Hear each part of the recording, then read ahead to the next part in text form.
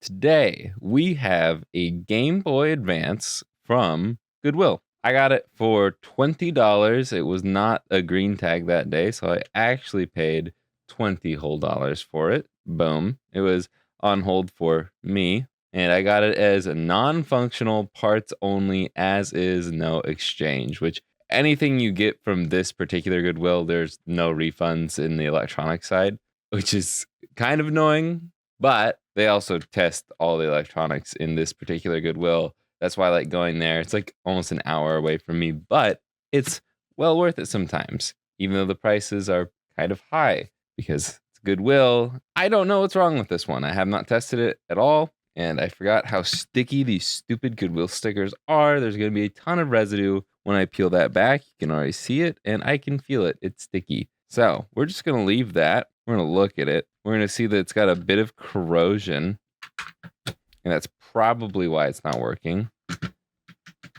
As well as I'm going to guess that the power switch is super dirty. So that is why I'm wiggling this back and forth, trying to clean it up within itself just to test. Wiggle the batteries back and forth because maybe that has something to do with it. Okay, we're getting absolutely nothing from this guy. I don't even get a flicker from the light. So we're going to flip it over, put the batteries away. I'm going to use my new automatic precision screwdriver, which is not nearly as powerful as my last one, but the last one I had broke. So this is what we got. I also got this for like $3 on AliExpress, so I'm not going to complain. Okay, now taking that off, we can see it's actually not too bad in there. I thought it was going to be like fully corroded and I was going to be very sad, but it is extremely dusty. So let's do a little bit of that.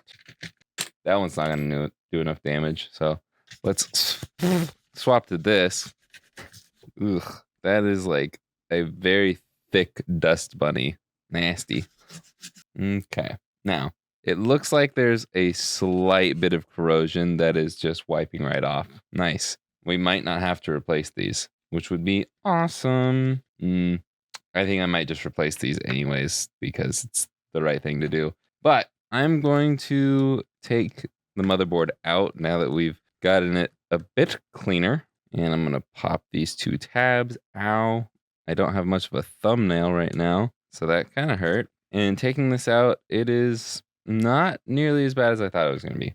Once again, I'm just going to throw all of this crap off to the side because if you couldn't tell by the stuff that's up here, we are going to end up modding this thing.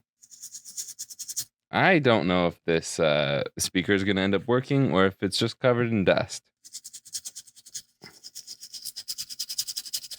Don't spray your speakers directly. I mean, it's probably fine. Just don't soak them. I think this was just covered in dirt because it looks honestly really good now that I've wiped it.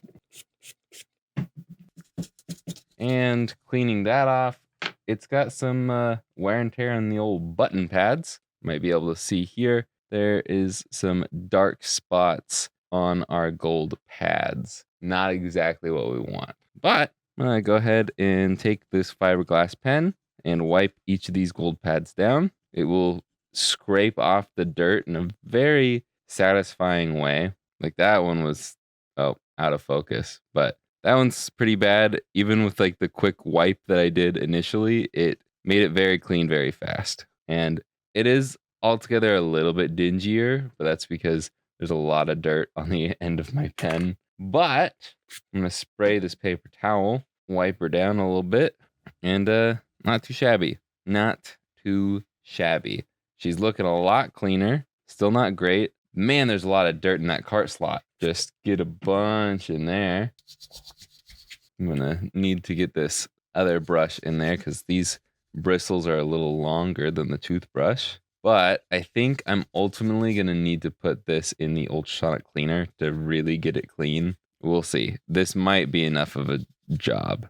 I am seeing like a slight bit of corrosion right here, and that's another reason why I want to put this through the ultrasonic cleaner, because sometimes that will help get rid of that corrosion in the spots that are hard to reach.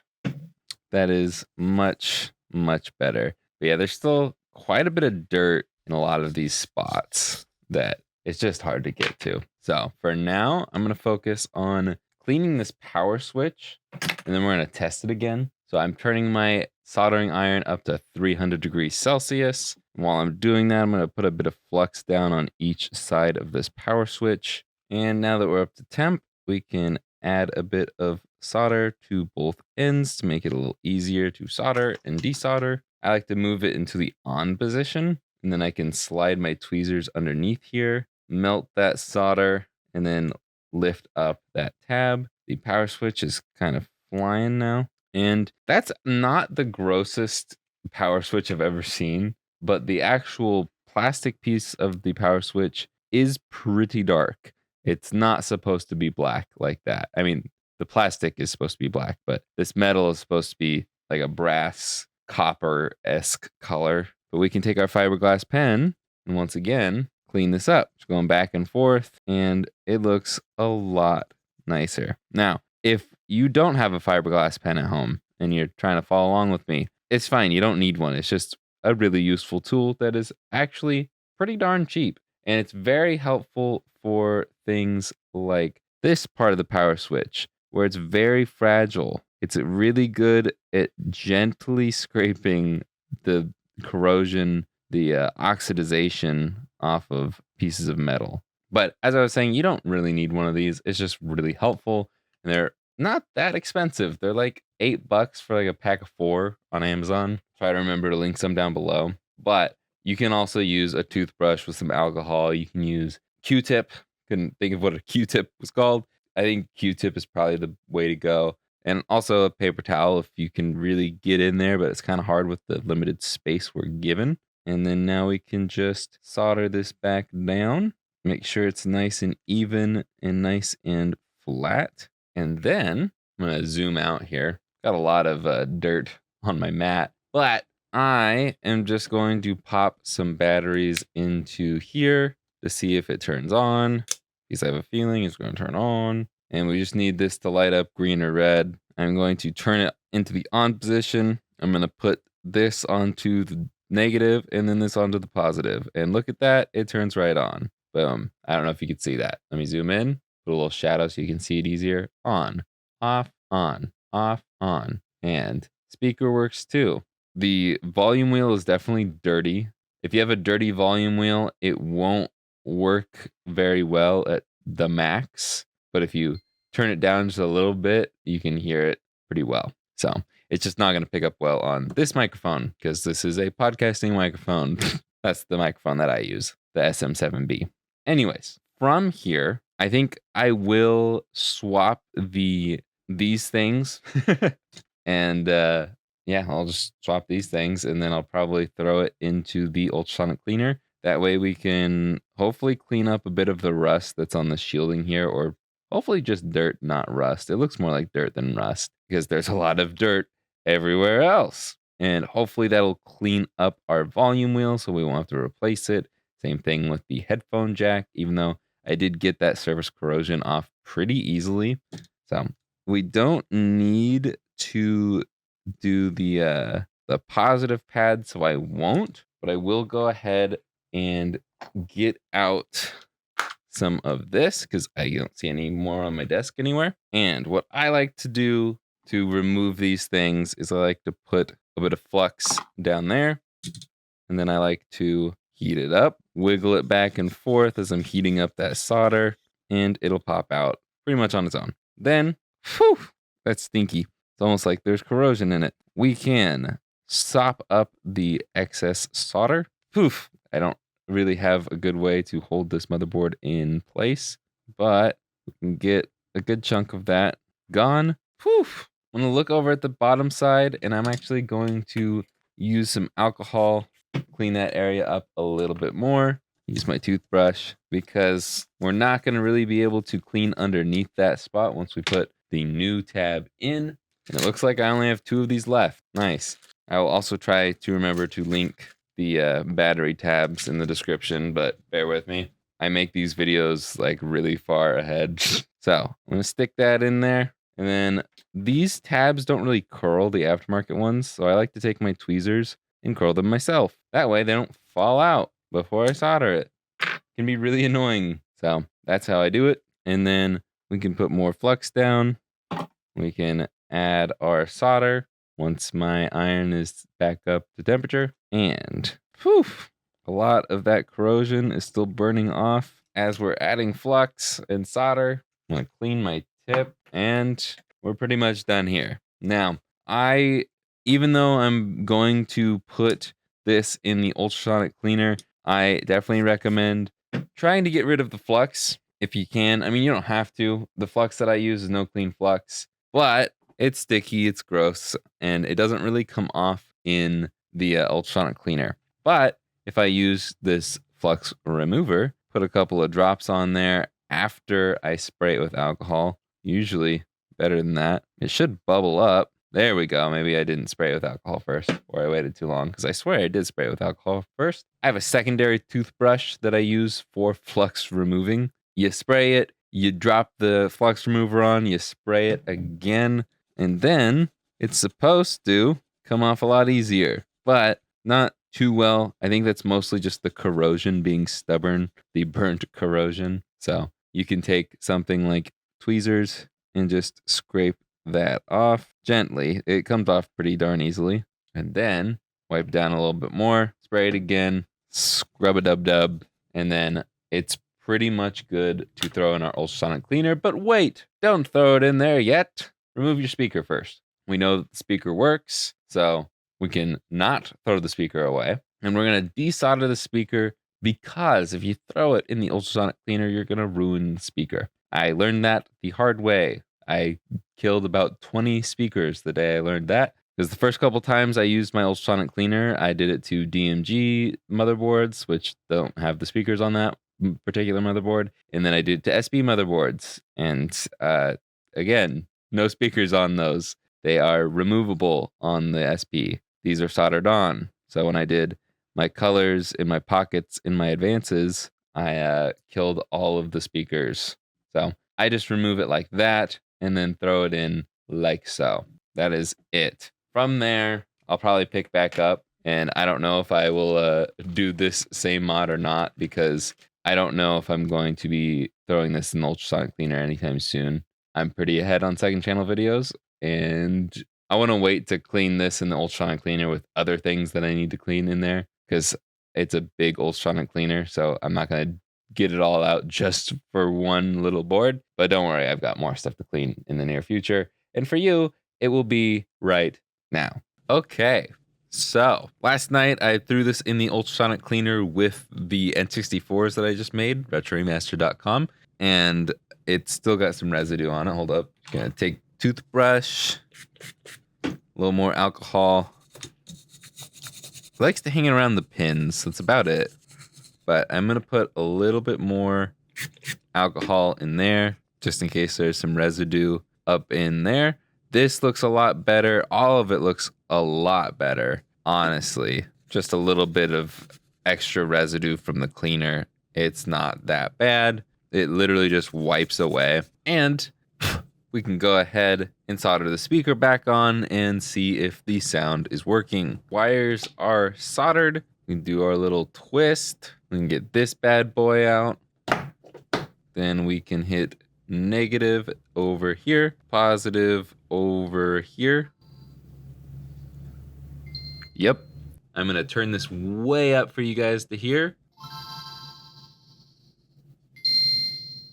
Sound comes out and it's beautiful. It's also kind of hard to tell there, but the volume actually does adjust fully and it's not scratchy like it was earlier. Now, because I am running out of time today and I've modded literally hundreds of Game Boy Advances on this channel, I'm going to do a speedrun time lapse for you guys. And yes, I did swap out the shell because I ended up modding another GBA into the shell I was using before. So we're gonna do an all lime green one. If it's still available, retroremaster.com. The other one that I showed earlier in the video might also be available still, retroremaster.com.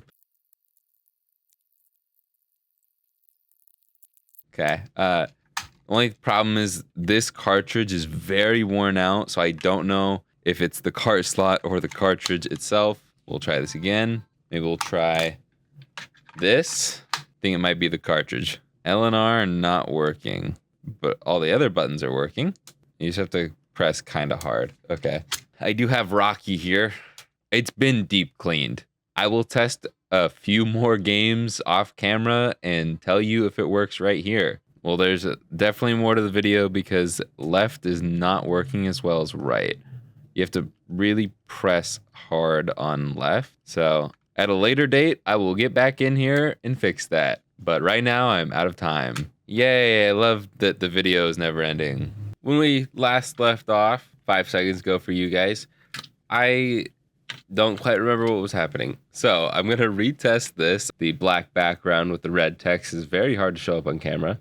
But when we press L here, it doesn't really show up. You have to press pretty hard for that X to pop up. That X means the button is registered. When I press R, it works just fine. A, B, start, select, right, left, down, and up all work fine. So now we can turn this off. And we're gonna do this. There's like many ways you can fix L and R.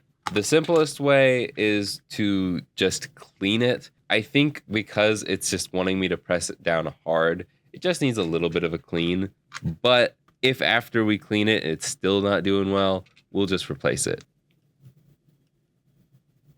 Yeah, it's like, it would be good enough for me, but not good enough to sell. So we are going to tear this open again and replace the button there, and yay, then we'll be done. Man, I really didn't think this Goodwill GBA was gonna be that much work, but here we are. We can and will remove this wire because it'll make things a lot easier. Desoldering that is kind of a breeze.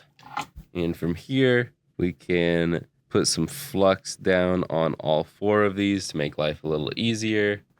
Add a little bit of solder to the old solder. And I don't think there's enough wick left here to do all this, but I'm gonna try. A lot of the time I like to remove the solder after, but I guess I'm doing it the opposite way of how I normally do it. It's too late to go back now. But sometimes you can remove enough of the solder and it'll just come right out. But I never get that lucky. Like, there's always something sticking and it becomes really hard to actually remove the component when you've removed a lot of solder. But it seems like we're getting somewhere this time, so we'll give this a shot. Well, these 2 pins look like there's enough solder removed to just pull it out, but the bigger pins, not so much. They look like they're being much more of a pain in the butt. Oh, that one kind of broke free because I pushed it more towards the center of the hole. And now I think I pushed this one too far over. I'm actually going to snip this off, snip this off. I'm going to snip all of these off. And then hopefully, maybe, possibly. Cool. It actually came out. Nice. Remove the old one. We're not going to completely throw it away yet. I am going to steal the rubber pad out of the original one because the replacement I have is one for an SP. So the button part, the rubber part, is not as long. It's not as tall as this one. And this will reach the buttons better. So it's just a little bit longer. Now you might be thinking, Jake, this is an SP button, so it's not going to fit in the holes the same way. And you're correct. The way that I do this is I fold these out, these 2 exterior tabs, because this is just for support. And then I snip very carefully, snip both of those off. And then all we need to do is solder these 2 points in here.